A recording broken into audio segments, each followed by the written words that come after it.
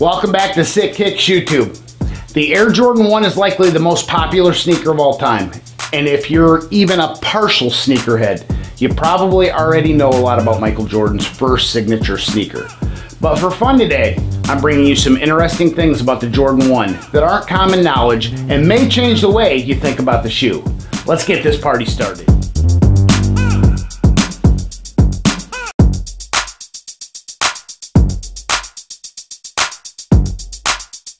Hey everybody, Todd from siKicks here again with another great ShoeTube show, and today I'm counting down the top 10 things that you might not know about the Air Jordan 1. Starting with number 10. The Air Jordan 1 was originally supposed to be called the Michael Jordan. The fact of the matter is that Michael Jordan's agent, David Falk, first pitched the idea of Michael Jordan as a tennis player to Nike. Of course, Jordan wasn't an actual tennis player, but Falk wanted Nike to treat Jordan the same way that they treated their tennis athletes. At that time, Nike only gave their tennis athletes the premier treatment where they got full signature lines that included both clothing and sneakers. Falk pitched the idea that Nike called the line Michael Jordan, but Nike just didn't feel his name had enough notoriety to be worth it, and they refused to pitch. Clearly, Jordan picked well in hiring his agent, as within a few minutes of turning down the pitch, David Falk came up with the idea to call the line Air Jordan, with his pitch focusing on the idea that Michael Jordan played basketball in the air. At number 9, we find out that Michael Jordan did not like the Air Jordan 1 when it was created. When Jordan was first shown the Air Jordan 1 sample, he was famously quoted as saying, "I can't wear those, they're devil colors." Jordan wasn't referring to some religious entity though. What he meant was that he had attended the University of North Carolina, and the school's rivalry was with North Carolina State University. Unfortunately, the sneaker colors were the color of North Carolina State. Jordan also didn't like the way that the shoe felt. He claimed that he could feel the court better in the Converse shoes that he'd been playing with up until his Nike contract. The current models with their advanced technology make it difficult to understand how Converse could even compare to Nike today. But at that time, the technology wasn't there yet, and Jordan did not like how the shoes felt. Number 8. The Air Jordan 1 was not just a popular basketball sneaker, it was also a massively popular skateboarding shoe. There are two main reasons for this popularity. First, the Jordan 1 offered great ankle support as well as some very soft cushioning underfoot, especially when compared to the skate shoes of the day. Additionally, the leather upper that was used on the Jordan 1 was significantly more durable, especially when skateboarding compared to the canvas shoes that most people were wearing at that time. The second, and maybe even more importantly, the Jordan 1 was cheap. And as such, a person could buy 4 pairs of Jordans for the price of 1 pair of Vans. Hard to believe in our current sneaker market, but I'll talk more about this later in the video. The Jordan 1s were found sitting on clearance shelves and could be picked up many times for as low as 20 bucks. Number 7. There has always been mystery surrounding the creation and the rollout of the Jordan 1 KO, or AJKO as a lot of people call it. The Jordan 1 KO does not feature the leather upper like the original, but instead has a canvas upper and additionally has the Nike Vandal midsole. For many years it was thought that the KO in the name of the shoe meant knockout, but it turns out that it's much more likely it could stand for knock off.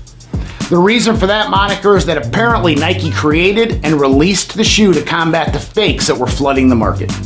Always on the lookout for opportunities to make more cash, Nike decided they could actually profit off the shoe, and that was basically a knockoff of the Jordan 1 rather than letting the other companies do the same thing to it. Now, to be fair, this story has never been confirmed by Nike and most likely never will be confirmed, but we've heard enough versions of this story for it most likely to be the truth. Nike has never been good at fully sharing the truth, as there are more than enough stories of past incidents where they will maybe let things slide under the rug, but I'll have to offer those up in another video. Number 6. Peter Moore is the original designer of the Air Jordan 1, and it was he who came up with the Air Jordan Wings logo. While on a flight from Portland to Chicago, Moore saw a child wearing the pilot wings that airlines used to give out to kids, and it got him thinking about Air Jordan being in the air. And the wings, which led him to sketching out the Wings logo that we all know so well now on a napkin while on the flight. We all know the Wings logo isn't used on all of the Jordan silhouettes, but it's still a highly recognized symbol that was made iconic by the Air Jordan 1s. Number 5. Michael Jordan might be a bit of a mama's boy. No, I'm just kidding, but his mother did have an impact on Jordan deciding to sign with Nike.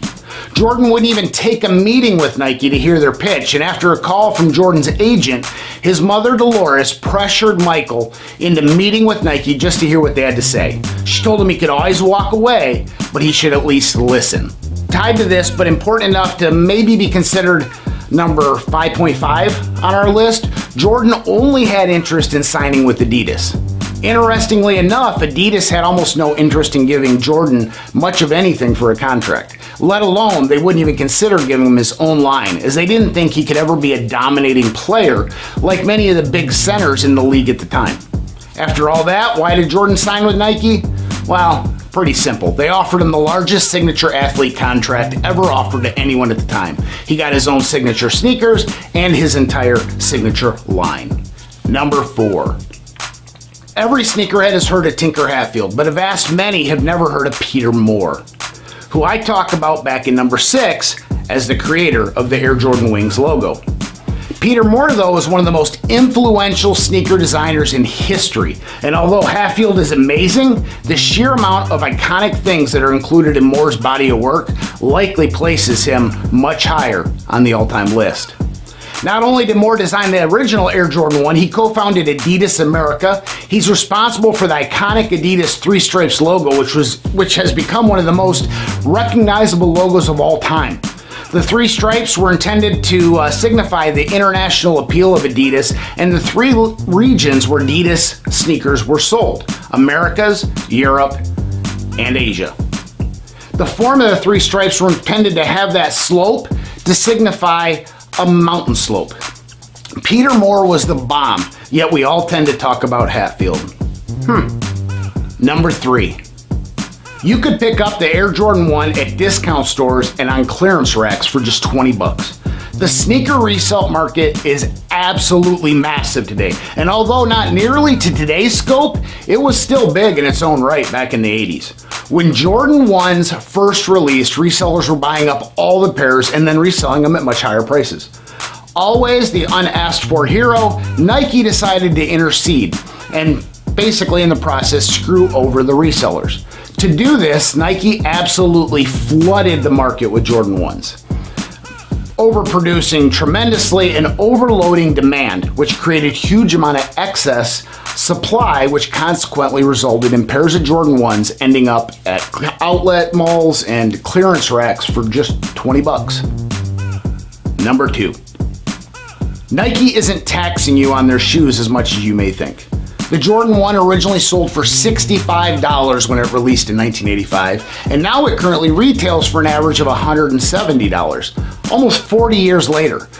Big jump at first glance.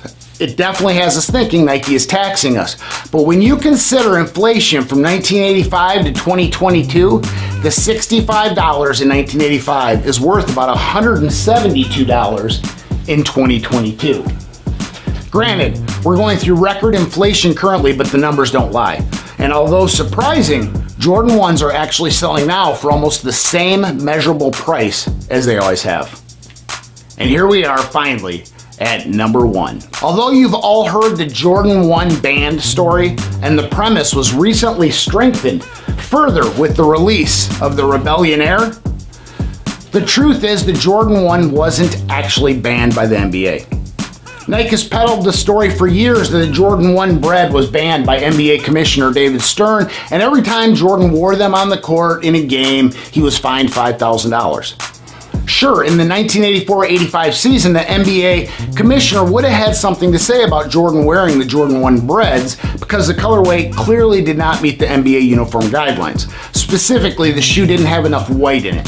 However, there is more than ample evidence that this fairy tale was created by Nike and not based on reality. First, there is absolutely no photographic or video evidence of Jordan ever wearing the breads in an NBA game. The shoe didn't even release until halfway through the season, and as a matter of fact, he was wearing the Nike Airship before he began wearing the Air Jordans. There's no history or evidence of any fines levied against Jordan for the shoes, and in fact, there's only one letter ever written from the league to Nike warning them that the shoe would not meet the requirements if Jordan ever decided to wear them on the court. The list of evidence can go on, but suffice it to say, the story is just a narrative that was pushed by Nike to sell more of the fabulous colorway that they started out with.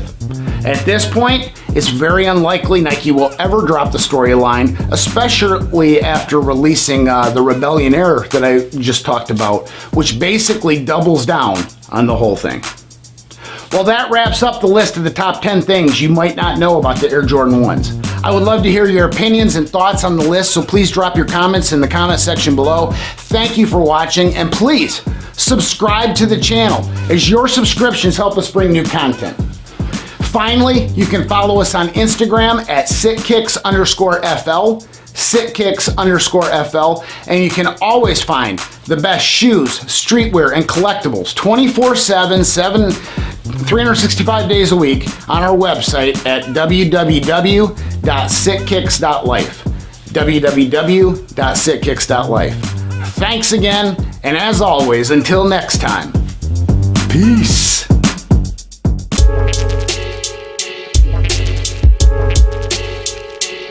What?